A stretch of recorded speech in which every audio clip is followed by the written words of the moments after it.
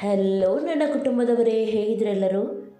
ಇವತ್ತು ನಾನು ನಿಮಗೆ ಚಿಕನ್ ಪಕೋಡವನ್ನು ಯಾವ ರೀತಿ ಮನೆಯಲ್ಲಿ ಮಾಡೋದು ಅಂತ ಹೇಳಿಕೊಡ್ತಾ ಇದ್ದೀನಿ.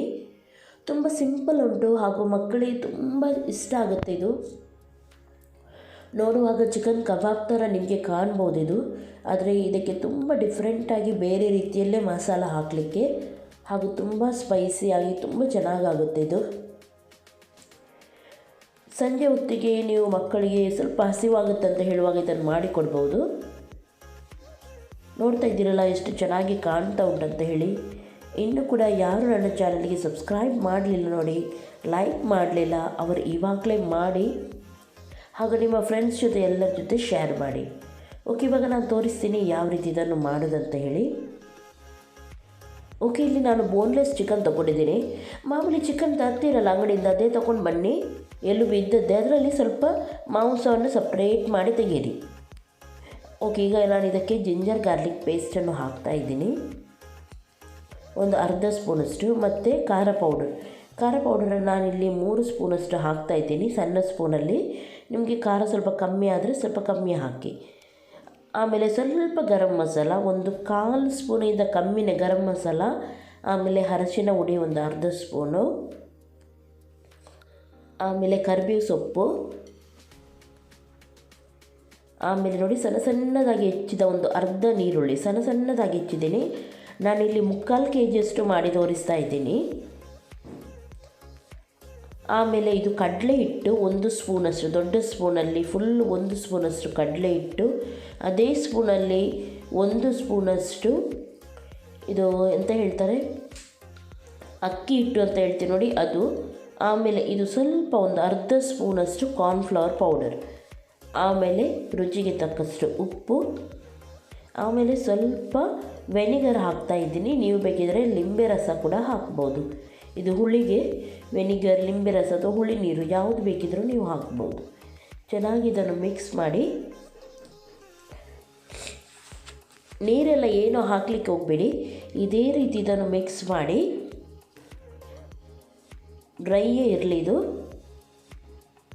ನೋಡಿ. ಚೆನ್ನಾಗಿ ಮಿಕ್ಸ್ ಮಾಡಬೇಕು, ಮಾತ್ರ ಸರಿಯಾಗಿ ಮಿಕ್ಸ್ ಆಗಬೇಕು ಇದು ಎಲ್ಲವೂ ನೋಡಿ. ಈ ರೀತಿ ಮಿಕ್ಸ್ ಆಗಿ ಇದನ್ನೀಗ ನೀವು ಒಂದು ಅರ್ಧ ಗಂಟೆ ಆದರೂ ಇಡಬೇಕು, ಸರಿಯಾಗಿ ಉಪ್ಪೆಲ್ಲ ಎಳಿಲಿಕ್ಕೆ. ಅದಕ್ಕಿಂತ ಜಾಸ್ತಿ ಇಟ್ಟರೆ ಇನ್ನೂ ಕೂಡ ಒಳ್ಳೆಯದೇ, ಆದರೆ ಒಂದು ಅರ್ಧ ಗಂಟೆ ಆದರೂ ಅಟ್ಲೀಸ್ಟ್ ಇಡಬೇಕು. ಆಮೇಲೆ ಇದು ಸ್ವಲ್ಪ ನೀರು ಬಿಡುತ್ತೆ ತಾನಾಗೆ. ಆಮೇಲೆ ನೀವು ಇದನ್ನು ಫ್ರೈ ಮಾಡಿದರೆ ಆಯಿತು.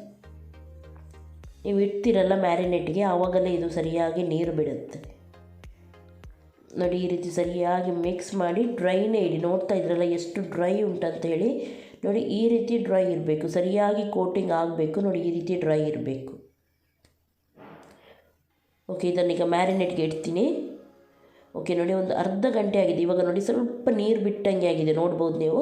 ಸರಿಯಾಗಿ ಕೋಟಿಂಗ್ ಸರಿಯಾಗಿ ಆಗಿದೆ. ಆವಾಗ ಡ್ರೈ ಕಾಣ್ತಾ ಇತ್ತು ನೋಡಿ, ಇವಾಗ ಸರಿಯಾಗಿ ಆಗಿದೆ.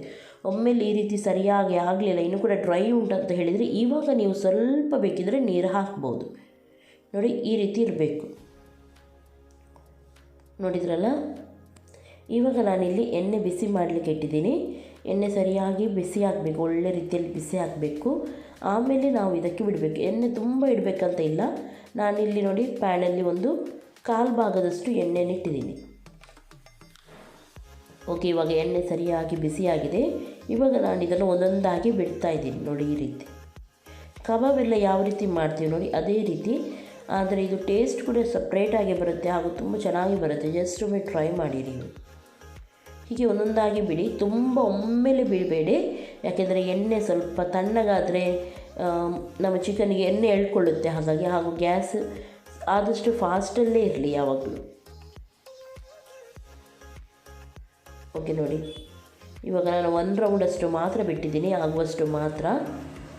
ತುಂಬ ಒಮ್ಮೆಲೆ ಹಾಕಿ ಇದು ಮಾಡಬೇಡಿ. ಓಕೆ ನೋಡಿ, ಈ ರೀತಿ ಕಬಾಬ್ ನಾವು ಯಾವ ರೀತಿ ಫ್ರೈ ಮಾಡ್ತೀವಿ ನೋಡಿ ಅದೇ ರೀತಿ ಫ್ರೈ ಮಾಡಲಿಕ್ಕೆ ಇದನ್ನು, ಆದರೆ ಸ್ವಲ್ಪ ಕ್ರಿಸ್ಪಿಯಾಗಿ ಫ್ರೈ ಮಾಡಲಿಕ್ಕೆ. ಚೆನ್ನಾಗಿ ಮೇಲೆ ಕೆಳಗೆ ಮಾಡಿ ಫ್ರೈ ಮಾಡ್ತಾಯಿರಿ. ಒಳ್ಳೆ ರೀತಿಯಲ್ಲಿ ಕ್ರಿಸ್ಪಿ ಆಗಬೇಕು. ಇದು ತುಂಬ ಚೆನ್ನಾಗಾಗುತ್ತೆ. ಇದರಲ್ಲಿ ಕರಿಬೇವು ಸೊಪ್ಪಿನ ಫ್ಲೇವರು ಹಾಗೂ ನೀರುಳ್ಳಿ ಕೆಂಪಾಗಿದ್ದು ತಿನ್ನುವಾಗೆಲ್ಲ ತುಂಬ ಚೆನ್ನಾಗಾಗುತ್ತೆ. ಇದೇ ರೀತಿ ಮೇಲೆ ಕೆಳಗೆ ಮಾಡಿ ಚೆನ್ನಾಗಿ ಫ್ರೈ ಮಾಡಿ, ಕಲರ್ ತುಂಬ ಚೇಂಜ್ ಆಗೋವರೆಗೂ. ನೋಡಿ ಈ ಕಲರ್ ಬಂದಿದೆ, ಇನ್ನು ಸ್ವಲ್ಪ ಕಲರ್ ಬರಬೇಕು, ಕ್ರಿಸ್ಪಿ ಆಗಬೇಕು. ಇನ್ನು ಕೂಡ ಈಗ ಸ್ವಲ್ಪ ಸ್ಮೂತ್ ಇದೆ, ಸ್ವಲ್ಪ ಕ್ರಿಸ್ಪಿ ಆಗಬೇಕು, ಆವಾಗಲೇ ಅದು ಪಕೋಡ ಅಂತ ಹೇಳ್ತೀವಿ. ಅದಕ್ಕೆ ಕಡಲೆ ಹಿಟ್ಟು ಎಲ್ಲ ಹಾಕೋದ್ರಿಂದ ತುಂಬ ಚೆನ್ನಾಗಿ ಕ್ರಿಸ್ಪಿಯಾಗಿ ಚೆನ್ನಾಗಿ ಬರುತ್ತೆ ಇದು ತಿನ್ನುವಾಗ. ನೋಡಿ ಇವಾಗ ಕಲರ್ ತುಂಬ ಚೇಂಜ್ ಆಗಿದೆ ನೋಡ್ಬೋದು. ಇವಾಗ ನಾನು ಇದನ್ನು ತೆಗೆಯುವಾಗ ಸರಿಯಾಗಿ ಗಾಳಿಸಿ ತೆಗೀರಿ, ಯಾಕೆಂದರೆ ಎಣ್ಣೆ ಅದರಲ್ಲೇ ಇರುತ್ತೆ. ಹಾಗಾಗಿ ನೋಡಿ, ಆಮೇಲೆ ಒಂದು ಟಿಶ್ಯೂ ಪೇಪರ್ ಮೇಲೆ ನಾನು ಹಾಕ್ತಾಯಿದ್ದೀನಿ.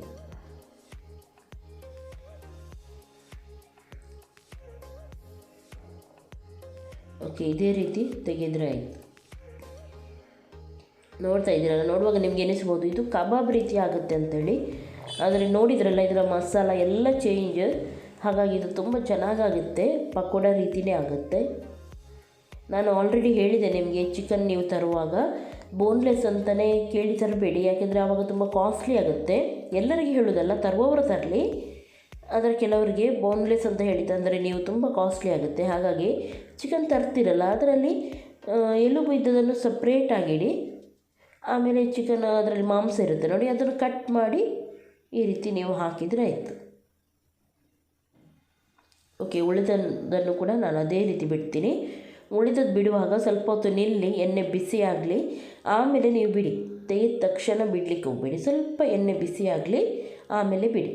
ಎಣ್ಣೆ ಬಿಸಿಯಾಗಲಿ ಅಂತ ಯಾಕೆ ಹೇಳ್ತಾ ಇದ್ದೀನಿ ಅಂದರೆ, ಇಲ್ಲದಿದ್ದರೆ ಚಿಕನಿಗೆ ಎಣ್ಣೆ ಎಳ್ಕೊಳ್ಳುತ್ತೆ, ತಣ್ಣಗಿದ್ದ ಎಣ್ಣೆಗೆ ನಾವು ಹಾಕಿದರೆ.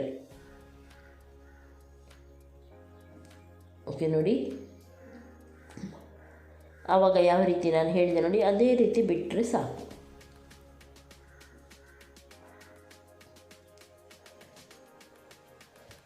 ಸರಿಯಾಗಿ ಮೇಲೆ ಕೆಳಗೆ ಮಾಡಿ ಇದನ್ನು ಚೆನ್ನಾಗಿ ಫ್ರೈ ಮಾಡಿ, ಕಲರ್ ಚೇಂಜ್ ಆಗುವವರೆಗೂ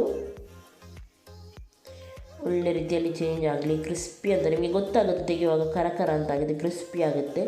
ಹಾಗಂತ ಹೇಳಿ ತುಂಬ ಕಪ್ಪು ಮಾಡಲಿಕ್ಕೆ ಹೋಗಬೇಡಿ. ನೋಡಿ ಈ ರೀತಿ. ಓಕೆ, ಇವಾಗ ತೆಗಿಯೋಣ ಇದನ್ನು. ನೋಡಿದ್ರಲ್ಲ, ಖಂಡಿತವಾಗಲೂ ಇಷ್ಟ ಆಗುತ್ತೆ ನಿಮಗೆ. ಬಿಸಿ ಇರುವಾಗಲೇ ತಿಂದು ನೋಡಿ, ತಣ್ಣಗಾಗಲಿಕ್ಕೆ ಬಿಡಬೇಡಿ. ಎಲ್ಲನೂ ಬಿಸಿ ಇರುವಾಗ ಚೆನ್ನಾಗಾಗುತ್ತೆ ಅಲ್ವಾ. ಆಮೇಲೆ ಬೇಕಿದ್ರೆ ಇದಕ್ಕೆ ಯಾವುದಾದ್ರೂ ಖಾರ ಚಟ್ನಿ ಇದ್ದರೆ, ಪುದೀನ ಚಟ್ನಿ ಇದ್ದರೆ, ಅಥವಾ ಖಾರ ಸಾಸ್ ಏನಾದರೂ ಇದ್ದರೆ ಅದರೊಟ್ಟಿಗೆ ತಿನ್ಬೋದು, ತುಂಬ ಚೆನ್ನಾಗಾಗುತ್ತೆ. ಸಿಂಪಲಾಗಿ ಹೀಗೇ ತಿಂದರೂ ತುಂಬ ಚೆನ್ನಾಗಿರುತ್ತೆ ಇದು. ಓಕೆ, ನಾನೆಲ್ಲವನ್ನು ಇವಾಗ ಫ್ರೈ ಮಾಡಿ ತೆಗೆದಾಯಿತು. ನೋಡ್ತಾ ಇದ್ದೀರಲ್ಲ, ಇದೇ ರೀತಿ ಆಗುತ್ತೆ. ಇದಕ್ಕೆ ಹೇಳ್ತಾರೆ ಚಿಕನ್ ಪಕೋಡ ಅಂತ ಹೇಳಿ. ತುಂಬ ಡಿಫ್ರೆಂಟ್ ಆಗಿದೆ ಅಲ್ವಾ. ನಾನು ಮಕ್ಕಳಿಗೆ ಯಾವಾಗಲೂ ಹಸಿವಾಗುತ್ತೆ ಏನಾದರೂ ಮಾಡಿಕೊಡಿ ಅಂತ ಹೇಳುವಾಗ ಚಿಕನ್ ತಂದರೆ ಸಪ್ರೇಟಾಗಿ ತೆಗೆದಿಡೋದು ಸ್ವಲ್ಪ, ಯಾವಾಗ ಹಸಿವಾಗುತ್ತೆ ಅಂತ ಹೇಳುವಾಗ ಈ ರೀತಿ ಮಾಡಿಕೊಡ್ತೀನಿ. ಅವರಿಗೆ ತುಂಬ ಇಷ್ಟ ಆಗುತ್ತೆ. ನೀವು ಕೂಡ ನಿಮ್ಮ ಮನೆಯಲ್ಲಿ ಎಲ್ಲರಿಗೂ, ಮಕ್ಕಳಿಗೆ ಅಂತಲ್ಲ ಎಲ್ಲರಿಗೂ ಒಮ್ಮೆ ಮಾಡಿಕೊಡಿ, ಅವರಿಗೆ ಕೂಡ ಖಂಡಿತವಾಗ್ಲೂ ಇಷ್ಟ ಆಗುತ್ತೆ. ನೂಡಲ್ಸ್ ಎಲ್ಲ ಮಾಡುವಾಗ ಈ ರೀತಿ ಸೈಡಲ್ಲಿ ಮಾಡಿಕೊಡಿ, ಆವಾಗ ಕೂಡ ಖುಷಿಯಾಗುತ್ತೆ ಅವರಿಗೆ. ಓಕೆ, ಇಷ್ಟೆಲ್ಲ ನೋಡಿ ಇನ್ನೂ ಕೂಡ ಯಾರು ನನ್ನ ಚಾನಲ್ಗೆ ಸಬ್ಸ್ಕ್ರೈಬ್ ಮಾಡಲಿಲ್ಲ ನೋಡಿ, ಅವರು ಇವಾಗಲೇ ಸಬ್ಸ್ಕ್ರೈಬ್ ಮಾಡಿ, ಹಾಗೂ ಸೈಡಲ್ಲಿರುವ ಬೆಲ್ ಬಟನ್ ಕೂಡ ಪ್ರೆಸ್ ಮಾಡಿ. ಇದರಿಂದ ನೀವು ನನ್ನ ನೋಟಿಫಿಕೇಷನ್ನ ಡೈಲಿ ಹಾಕ್ತೀನಿ ನೋಡಿ, ನನ್ನ ನೋಟಿಫಿಕೇಷನ್ ನಿಮಗೆ ಸಿಗುತ್ತೆ. ಹಾಗೂ ಲೈಕ್ ಮಾಡಿ. ಇವತ್ತಿನ ವಿಡಿಯೋ ನಿಮಗೆ ಲೈಕ್ ಆದರೆ ಪ್ಲೀಸ್ ಅಲ್ಲಿ ಲೈಕ್ ಬಟನ್ ಉಂಟು, ಲೈಕ್ ಮಾಡಿ. ಹಾಗೂ ನಿಮ್ಮ ಫ್ರೆಂಡ್ಸ್ ಜೊತೆ ಎಲ್ಲರ ಜೊತೆ ನನ್ನ ರೆಸಿಪಿಯನ್ನು ಶೇರ್ ಮಾಡ್ತಾಯಿರಿ. ನೀವೆಷ್ಟು ಶೇರ್ ಮಾಡ್ತೀರ ನೋಡಿ, ಅಷ್ಟು ಎಲ್ಲರಿಗೂ ಹೋಗುತ್ತೆ. ನಿಮ್ಮ ಫ್ರೆಂಡ್ಸ್ ಎಲ್ಲ ಇರ್ತಾರೆ, ಚಿಕನ್ ಎಲ್ಲ ಯಾರಿಗೆ ಇಷ್ಟ ಇರುತ್ತೆ, ಅಥವಾ ನಿಮ್ಮ ರಿಲೇಟಿವ್ಸ್ ಯಾರು ಇರ್ತಾರೆ, ಅವರಿಗೆಲ್ಲ ಇಂಥದ್ದೆಲ್ಲ ರೆಸಿಪಿ ಇಷ್ಟ ಆಗ್ತದೆ ಅಂತ ಆದರೆ ಶೇರ್ ಮಾಡಿ. ವಾಟ್ಸಪ್ ಗ್ರೂಪ್ ಇರುತ್ತೆ ನೋಡಿ ನಿಮಗೆ, ಅದಕ್ಕೆ ಶೇರ್ ಮಾಡಿಬಿಡಿ. ಓಕೆ, ಇಷ್ಟನ್ನು ನಾನು ಎಂಡ್ ಮಾಡ್ತಾಯಿದ್ದೀನಿ. ಎಲ್ಲರಿಗೂ ಟೇಕ್ ಕೇರ್, ಬಾಯ್ ಬಾಯ್.